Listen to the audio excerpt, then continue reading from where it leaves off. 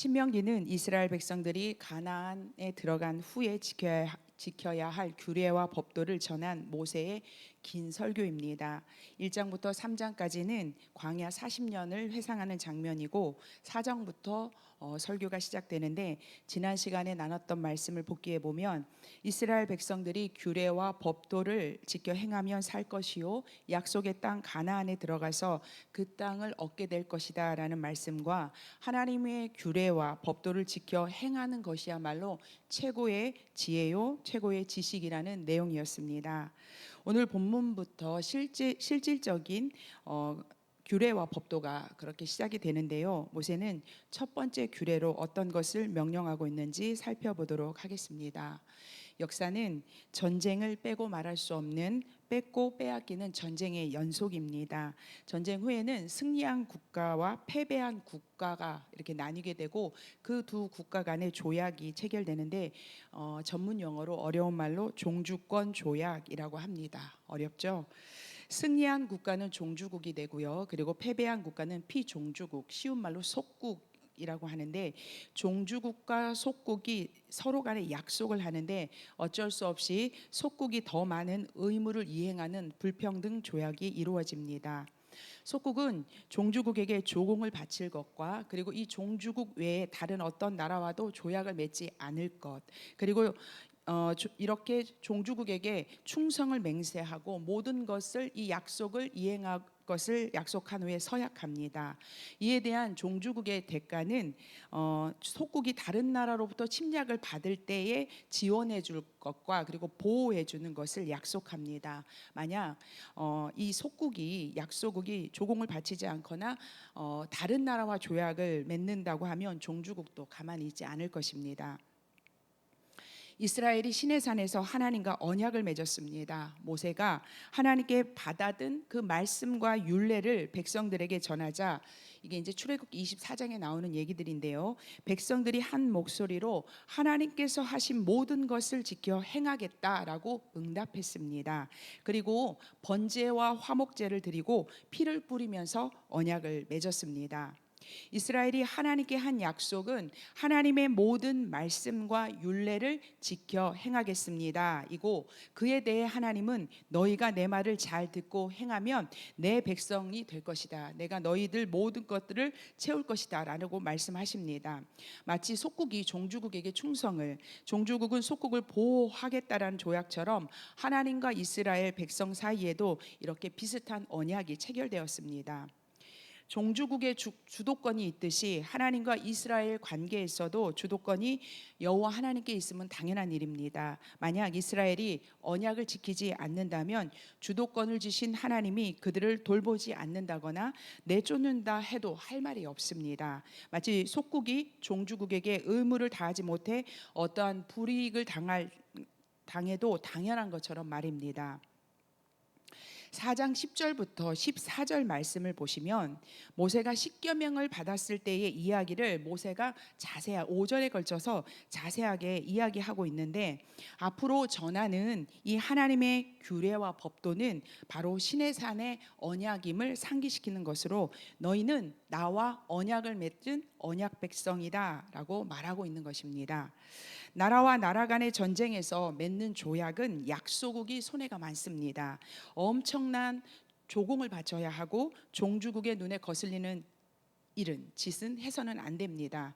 좀 전에 비교했듯이 하나님과 이스라엘의 언약이 종주권 조약과 비슷한 점이 있기는 하지만, 나라와 나라 간의 전쟁에서 약소국이 잃는 게 많은 것에 반하여 하나님과 이스라엘의 관계에서 오히려 이 관계에서는 오히려 이스라엘이 얻는 게 훨씬 많습니다. 4장 20절에서 우리가 읽었는데, 이 말씀하고 있듯이 이스라엘은 풀무불 같은 뜨거운 애굽의 노예에서 구원이라는 커다란 선물을 하나님 앞에 받았기 때문입니다.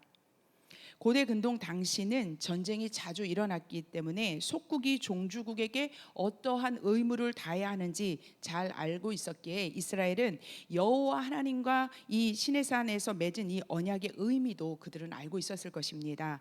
그렇기에 모세가 전하는 이 하나님의 규례는 지켜도 되고 안 지켜도 되는 선택사항이 아니라 반드시 지켜야 하는 계명임을 그들도 알고 있었을 것입니다. 자, 이제 시작입니다. 모세가 반드시 지켜야 한다고 당부한 첫 번째 계명이 오늘 본문 말씀인데요. 이스라엘 백성들이 지켜야 할 가장 중요하고 가장 우선인 계명은 바로 우상을 만들어 섬기지 말라입니다. 모세는 신명기 4장부터 32장에 이르기까지 수많은 규례와 법도를 이야기하는데 그중 가장 우선으로 우상 숭배 금지를 명령하고 있습니다. 말씀 찾아서 함께 읽도록 하겠습니다. 4장 15절과 16절 말씀을 한 절씩 교독하도록 하겠습니다. 제가 먼저 읽겠습니다. 여호와께서 호렙산 불길 중에서 너희에게 말씀하시던 날에 너희가 어떤 형상도 보지 못하였은즉 너희는 깊이 삼가라.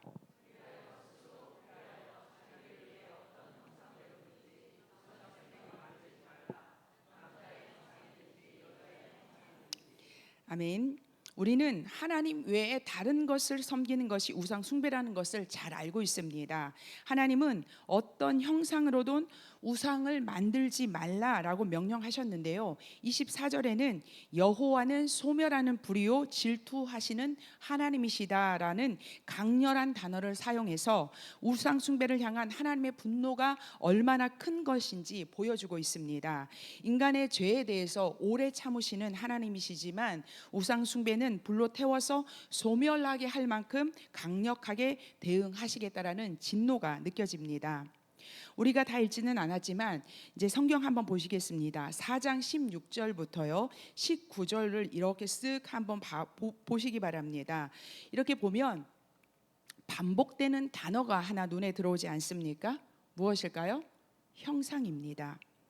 모세는 여호와께서 15절에서 시내산에 임하실 때에 어떤 형상도 보이지 않았다라고 15절에서 말씀하면서 16절부터 19절에서 우상을 새기지 말라고 말할 때에는 사람의 형상, 짐승의 형상, 곤충의 형상, 해와 달과 별의 형상에 대해 언급하고 있습니다. 고대에는 엄청나게 많은 신들이 존재했습니다. 바벨론에는 3,500개의 신이 있었다고 하는데 신마다 어떠한 형상으로 만들어서 그 속에 신을 불어넣어 신성으로 섬겼습니다. 이렇게 다양한 신이 존재했던 이유는 당시 사람들은 하나의 신이 우주 전체를 다스리는 일은 있을 수 없다라고 생각했습니다. 아무리 신이라고 해도 어떻게 이 넓은 세계를 다스릴 수 있겠는가 생각했는데요. 그래서 그들은 바다를 다스리는 신, 땅을 다스리는 신 이렇게 영역을 구분했고 농사를 주관하는 신, 생명을 주관하는 신 뭐 이렇게 그 역할에 따라서 신을 만들었습니다. 필요가 생길 때마다 또 다른 신이 필요했고 그때마다 형상을 만들어서 신으로 숭배했던 것입니다. 그래서 그 당시 사람들은 신에게 복을 받기 위해서 될 수 있는 대로 많은 신과 좋은 관계를 맺어야 했습니다. 그런 그들에게 여호와께서 천지를 창조하셨고 우주 만물을 다스리시는 유일하신 분이라는 이 유대교의 야훼 신앙은 이해할 수 없었고요. 있을 수도 없는 그런 생각들, 그런 말들이었습니다. 이스라엘 백성들은 보이는 모든 것이 신이 되는 이 다신교 세상에서 오직 여호와만이 유일하신 하나님을 믿어야 했기 때문에 하나님은 우상 숭배에 대해서 절대적으로 경고하셨습니다.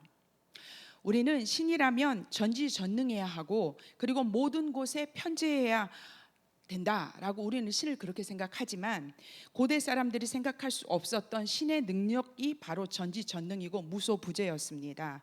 그런데 하나님은 어떤 분이신가요? 이제 갓 애굽에서 탈출한 히브리 민족, 이 연약한 국가라고도 말할 수 없는 이 히브리 민족에게 하나님은 당신의 전지전능한 모습을 유감없이 보여주셨습니다. 그리고 애굽, 에돔, 모압, 암몬 등 이 나라의 경계를 지날 때마다 영역을 초월하시는 무소부재하신 하나님이심을 보여주셨습니다.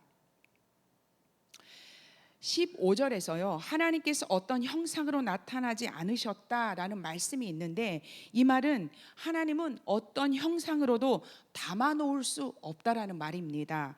우주 만물을 지으신, 우주보다 크신 분으로 우주 만물 모든 곳에 계신 분을 어떻게 어떤 하나의 형상에 담을 수 있다는 말입니까? 모세가요, 시내산에 올라서 하나님의 말씀을 받기까지, 십계명을 받기까지 40일이라는 긴 시간이 걸렸습니다. 그러자 산 아래에 있던 백성들은 모세가 죽었다고 생각을 했고, 아론에게 쫓아가서 우리를 이끌 신을 만들자라고 제안합니다. 그러자 아론이 금으로 송아지 형상을 만든 후에 말하기를 이렇게 말합니다. 이는 너희를 애굽 땅에서 인도하여 낸 너희의 신이다라고 말하고, 송아지 신상 앞에 제단을 쌓아놓고 내일 다 함께 여호와의 절기를 지키자라고 선포했습니다. 성도 여러분, 우리를 애굽에서 인도하신 여호와라는 말과 내일은 여호와의 절기를 지키자라는 말로 보아서 아론과 백성들은 하나님이 아닌 다른 신을 만드는 것이 아닙니다. 그들은 송아지 형상으로 하나님을 만들어 놓고 경배했던 것입니다. 아론과 이스라엘 백성들은 보이지 않는 그 하늘에 계신 하나님을 보이는 형상으로 축소시켰습니다. 담을 수 없는 그 크신 하나님을 조그만 형상으로 만들어 놓고 하나님이 여기 계시다, 하나님이 우리 곁에 계시다며 기뻐했던 것입니다. 신을 형상에 가둬놓고 자신이 필요할 때마다 꺼내보는 것이 세상이 섬기는 신이라면 바로 우상이죠. 이스라엘의 하나님은 형상에 가둘 수 없는 그런 크신 하나님, 무소부재하신 하나님이십니다. 그 하나님이 바로 저와 여러분의 하나님이심을 믿으시기 바랍니다. 성도 여러분, 우상이 무엇입니까? 우상은 하나님보다 더 사랑하는 그 무엇, 그리고 하나님의 앉혀놓은 그것을 말합니다. 그러면 인간은 왜 우상을 만드는 걸까요? 모세는 이에 대한 답을 4장 16절에 명확하게 기록하고 있는데요, 우리 다 함께 4장 16절을 다시 한번 한 목소리로 읽도록 하겠습니다. 그리하여 스스로 부패하여 자기를 위해 어떤 형상대로든지 우상을 새겨 만들지 말라. 남자의 형상이든지 여자의 형상이든지. 우상은 우리의 마음이 부패할 때 생겨나는 죄의 현상입니다. 우리는 우리 안에 있는 죄성을 간과해서는 안 됩니다.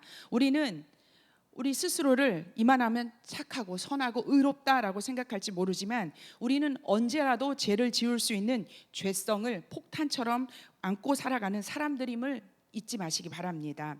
인간 안에 있는 이 죄성으로 인해서 언제라도 우상을 섬기려는 것을 아시는 그 하나님께서 15절과 23절에서 너희는 스스로 깊이 삼가라 라고 경고하고 있습니다. 우리는 우리 안에 있는 죄성을 인지해야 합니다. 우리는 자칫하면 욕심이 우상으로 탈바꿈될 수 있음을 알아야 하고 날마다 스스로를 삼가는 믿음의 싸움을 해야 합니다. 스스로 이 삼가하는 이 노력을 하지 않으면 우리 스스로 우리 안에서 부패되어 나오는 것이 바로 우상임을 믿으시기 바랍니다. 또한 우상은 자기를 위해 만드는 것이라고 오늘 16절에서 말씀하고 있는데요, 세상에 많은 우상들은요, 인간의 욕심에서 비롯되었습니다. 안전하고 싶고 그리고 소유하고 싶고 누리고 싶은 인간의 욕심 때문에 생겨진 것이 우상입니다. 수천 가지의 우상이 있다는 것은 인간의 욕심이 그만큼 많다는 것이고, 우상을 섬기는 지극정성은 인간의 욕심이 얼마나 깊은지를 보여주는 것입니다. 양을 치는 사람은 양의 형상으로 신을 만들어 섬겼고요, 농사를 짓는 사람들은 소를 만들어서 섬겼습니다. 어업에 종사하는 사람들은요, 물고기 형상을 만들어서 신으로 섬겼습니다. 그뿐입니까? 무성하고 커다란 나무만 봐도 단을 쌓아 소원을 빌었고, 그리고 해와 달과 별을 향해서 절하며 경배했습니다. 보이는 족족 모든 것에 자신의 소원을 담아 빌고 또 빌었습니다. 그런데 사람이 만든 이 우상은 인간의 소원을 들어줄 수 있는 존재가 아닙니다. 28절을 우리가 보시면 사람의 손으로 만든 우상은 보지도 못하고 듣지도 못하며 먹지도 못하고 냄새도 맡지 못하는 죽은 것이라고 말씀하셨습니다. 어떻게 인격이 없는 죽은 것이 인격체인 사람의 문제를 해결할 수 있고 복을 줄 수 있겠습니까? 하나님은 만물의 영장으로 사람을 만드셨고 모든 것을 다스릴 권세를 주셨는데 오히려 인간은 그 권세를 내려놓고 복을 주는 존재로 짐승과 자연을 선택해서 섬겼습니다. 아무리 우상에게 제사를 드리고 기도를 해도 그들은 보지 못하고 듣지 못하는 존재인데 말입니다. 하지만 하나님은 살아계셔서 역사하시는 분이십니다. 4장 5절에 하나님은 자기 백성에게 말씀하시고 교훈하시는 분으로 얘기가 되어 있고 7절에 보면은 그들 곁에 가까이 찾아오셔서 기도를 들으시는 살아계신 하나님이라고 말씀하고 있습니다. 성도 여러분, 우리도 이런 하나님 만나보지 않으셨습니까? 그냥 성경에서만 이렇게 말씀하시고 곁에 찾아오시는 분이라고 성경에서만 말하고 있는 것입니까? 우리가 기도할 때 하나님은 우리에게 오셔서 우리를 위로하시고 우리에게 응답해 주시는 그런 분 아니십니까? 그 하나님께서 이스라엘을 사랑하셨기에 규례와 법도를 주셨습니다. 율법을 지켜 순종하면 너희들이 필요한 모든 것을 채우시고 보호하시겠다고 약속하셨습니다. 그래서 율법은 축복의 수단이요 통로이지 우리를 이스라엘 백성을 또 그리고 우리를 옥죄이고 억압하는 수단이 아닙니다. 하나님이 주신 규례는 하나님과 이스라엘을 인격적으로 연결하는 연결고리였습니다. 사랑하는 성도 여러분, 그러면 오늘을 사는 우리들은 우상과 아무 상관이 없는 걸까요? 우상을 만들지 말고 섬기지 말라라는 이 말씀은 가나안의 우상들과 싸워야 하는 이스라엘 백성들을 향한 말씀에 불과한 것일까요? 정말 3300년 전 이스라엘 백성에게 한정된 이 말씀이면 좋겠지만 우상을 만들지 말라는 말씀은 오늘날 우리도 피해갈 수 없는 그런 말씀입니다. 현대를 살아가는 우리들이야말로 우상 천지 속에 살면서도 이것이 우상인지조차 인지하지 못하며 살아가고 있습니다. 종교개혁자 칼빈은 인간의 마음은 우상을 만들어내는 공장이라고 했고요. 마틴 루터는 어떤 사람이 하나님을 그 마음에 모시려 하지 않는다면 그는 분명히 하나님을 형상화한 다른 우상을 가지고 있을 것이다 라고 말했습니다. 현대 사회는 인간 존중이라는 베이스를 갖고 있습니다. 인간 존중이라는 이 프레임은 사회와 문화를 넘어 신앙에까지 침투하여서 하나님이 아닌 인간에게 집중하도록 했습니다. 물론 우리는 인간의 존엄성을 확보하고 차별이 아닌 존중받는 세상을 만들어야 하지만 그럼에도 신앙은 하나님 중심, 신본주의여야 합니다. 인간의 존엄성, 인간의 가치도 하나님 안에서 이루어져야 길을 잃지 않는 것이지 창조주 하나님, 구원자 예수 그리스도를 떠난 인간 존중은 제대로 해석될 수 없습니다. 또한 세상은 자아를 실현한다라는 이름으로 인간의 욕망을 부추기고 있습니다. 그러나 우리가 이루고 싶은 욕구와 내가 갖고 싶은 이 소유하고 싶은 욕구를 하나님 앞에서 거르지 않고 하나님 뜻 안에서 해결하지 않으면 그러한 욕구는 우상이 될 수 있음을 알아야 합니다. 사랑하는 성도 여러분, 우리 자신을 너무 믿지 마시기 바랍니다. 우리 마음은 하나님을 향해 작동하기보다 언제라도 나를 위해서 나의 욕심을 채우기 위해서 작동할 수 있는 부패한 죄성이 내재되어 있음을 알고 자신을 경계하고 돌아보며 삼가야 함을 명심하시기 바랍니다. 하나님께서 말씀하신 우상을 만들지 말고 섬기지 말라라는 이 말씀은, 이 속에 들어있는 말씀은 너희의 주인은 나 여호와이다라는 말씀입니다. 우리가 무엇인가를 우상으로 삼을 때 그 대상이 다른 신이든 신적 존재이든 그리고 사람이든 명예이든 돈이든 무엇이 됐든 나를 위해 선택하는 순간 하나님은 온데간데 없고 내가 주인이 되는 것입니다. 인생을 내 마음대로 계획하고 선택함으로 내가 주인이 되는 것입니다. 그러나 우리의 주인은 오직 여호와 하나님 한 분뿐이십니다. 죄로 인해 지옥에 갈 수밖에 없는 우리들을 구원하셨기에 우리의 주인인 바로 하나님이 되는 것입니다. 평생 내가 하나님만 이제 그 하나님만 주인으로 모시겠다고 그렇게 약속했기 때문에 하나님만이 우리의 주인 되십니다. 그래서 우리는 이 약속을 깨고 내 욕심을 쫓아 하나님이 아닌 다른 무언가를 섬겨서는 안 됩니다. 우상을 만들지 말라라는 이 말씀에는 나는 너의 주인이다라는 이 말씀이라고 말씀드렸는데요. 이 말씀은 하나님과의 관계성 그리고 종으로서의 우리의 정체성을 내포하고 있다라는 것을 잊지 마시기 바랍니다. 우리가 예수를 영접함으로 하나님을 믿기로 다짐한 순간부터 우리가 죽을 때까지 우리는 어떠한 형태로든 하나님 외에 다른 것을 우리의 주인으로 삼지 않겠다고 다짐하고 날마다 또 다짐해야 합니다. 그런데 차라리 형상이 있으면 저것은 우상이다라고 구별해서 우리가 알 수 있고 그래서 멀리 알 수 있지만 우리가 사는 세상에는 무형의 우상이 더 많다라는 사실입니다. 자기를 사랑하는 자기의 쾌락주의가 이렇게 가득하고요. 인간 관계에 몰입하는 것 그리고 물질에 대한 집착 등 나열할 수 없는 수많은 사회 현상과 문화가 믿는 자와 믿지 않는 자 모두를 우상 숭배자로 몰아가고 있습니다. 이런 사회 현상까지 우상이라 말하는 것은 너무 과하지 않냐라고 생각할 수 있지만 그러나 성도 여러분, 삶의 기쁨으로 여기는 그것, 이것이 아니면 재미가 없다고 느끼게 하는 그것, 그래서 하나님보다 내 마음이 끌리고 그것을 향해 가는 거, 그것이 우상입니다. 우상이 우리와 너무 멀리 있다라고 생각하지 마십시오. 우상이 저 산에 가야 볼 수 있는 그런 것이 아닙니다. 우상은 우리 삶 가운데 너무나 가까이에서 하나님께 향할 마음을 빼앗아서 하나님과 우리 사이를 가로막고 있습니다.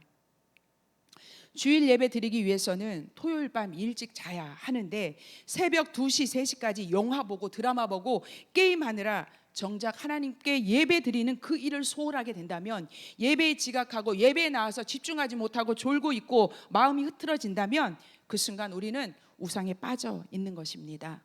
자녀가 좋은 대학에 진학하고 좋은 직장에 취직하는 게 하나님 앞에 영광 돌립니다 라고 말하면서 자녀의 신앙생활은 안중에 없다면 그 부모에게 자녀는 우상입니다. 아니, 자녀를 통해서 자기를 드러내고 싶은 욕망이 우상인 것입니다.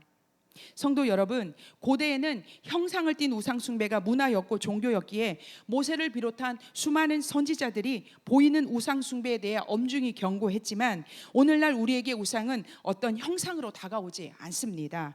그래서 분별하지 않으면, 깨어있지 않으면 스펀지에 물이 스며들듯이 슬며시 우상 숭배의 죄에 빠질 수 있음을 기억하시기 바랍니다. 그렇기에 우리는 스스로 나를 깊이 삼가하고 또 삼가해야 자기를 위하는 이 부패의 마음을 잘라버리고 여호와 하나님만을 바라보고 하나님께서 말씀하신 이 규례와 법도들, 이 율법의 말씀들을 지켜 행할 수 있는 기본적인 자세를 갖게 되는 것입니다. 또 한 가지, 믿는 우리 성도들이 조심해야 될 우상 숭배의 다른 형태는 하나님을 우상화하는 것입니다. 지금까지 말씀드린 것은 어떤 밖에 있는 것들을 우리가 우상으로 사랑할 수 있다라는 것인데요. 하나님을 우상화한다라는 말, 이게 무슨 말이냐면 하나님을 내 기도의 수단, 내 평안의 수단으로 삼는다는 것인데 하나님이 내 뜻대로 움직여 주길 바라는 겁니다. 하나님을 바알이나 아세라처럼 섬기는 것이지요. 농사의 신인 바알에게 경배해야, 그를 잘 섬겨야 한 해의 농사의 풍년을 기원하고, 다산의 신인 아세라에게 절해서 자손의 축복을 바라는 것처럼 하나님만을 예배하는, 하나님만을 높여드리는 이 본래의 마음을 잃어버린 채 복받기 위해서 예배하고 복을 추구하며 기도하고 있다면 하나님을 바알처럼 만들어 버리는 것입니다. 우리의 신앙이요, 어렸을 때는 하나님 이번 일만 잘 되면 제가요 봉사도 하고요 헌금도 하고 이렇게 조건부로 기도할 수도 있습니다.